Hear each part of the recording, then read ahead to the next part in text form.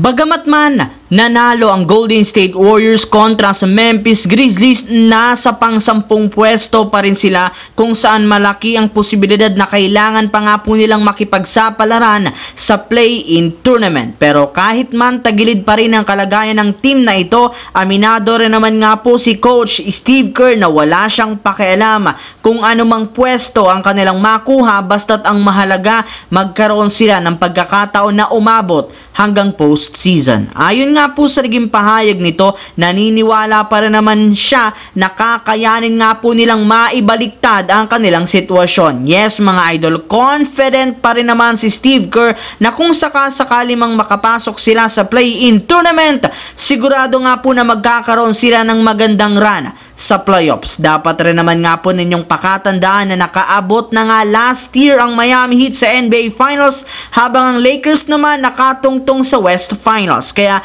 hanggat hindi pa nga daw natatapos ang season, mananatili pa rin naman ang kanyang tiwala sa kakayahan ng kanilang kupunan na kakayanin nilang patumbahin ang kahit anumang team sa West at umabot hanggang sa NBA Finals. Sa kabila nga po mga idol ng pagtatamo ng injury ng mga players ng Lakers, nahirapan nga sila ng husto na manalo laban sa mga malalakas at legit contender sa liga. Yes mga idol, kung inyo nga pong titingnan ang mga nakalipas na laban ng Lakers, puro hindi naman nga ganun kalakasan ang kupunan ang kanilang natatalo. Kaya nangangahulugan lamang nito na kailangan talaga nilang gumawa ng move sa kanilang lineup para makakuha ng mga bagong player na maaari nilang ipalit pansamantala kay Christian Wood na opisyal na nga pong out for the regular season. Kaya kahit ano man nga pong gawing adjustment ng Lakers sa kanilang rotation at game plan, hindi rin naman nga gagana at hindi rin naman nga sila mananalo laban sa malalakas na kupunan kung kulang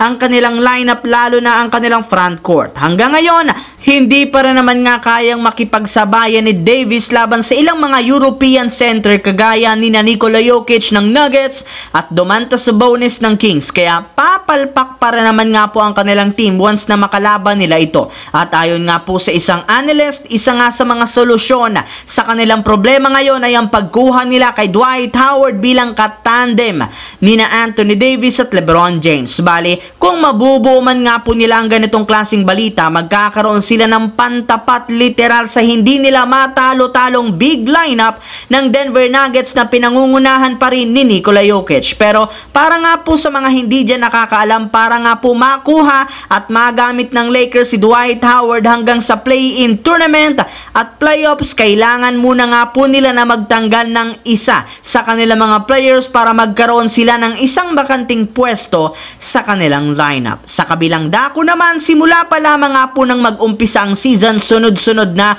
ang kamalasang nangyari sa Memphis Grizzlies dahil bukod nga sa pagkakasuspende ni Ja Morant, marami rin naman nga po mga players ang nagtamo ng injury dahilan para bumagsak sila sa Western Conference. Pero syempre, sinubukan rin naman nga po ng kanilang team na humabol matapos ang suspensyon ni Morant at makabalik ito sa kanilang lineup. Sadyang patuloy lamang nga silang minamalas nang makasama rin si Morant sa kanilang mga players na nagkaroon ng season-ending injury. Kaya simula nga po niyan, tuluyan na nga sumuko ang Memphis ngayong taon. Ika nga, pa-participate na lamang nga po ang kanilang team sa kanilang natitirang laro since puro mga G-League at batang player na lamang nga po ang kanilang ginagamit. At pagkatapos nga po ang matagal-tagal at nakakapagod na paghihintay, opisyal na nga po silang eliminated sa contention sa play-in tournament at sa playoffs matapos silang matalo kontra sa Golden State Warriors. Kaya focus na nga sila sa kanilang gagawing plano sa darating na off-season. So yun lamang mga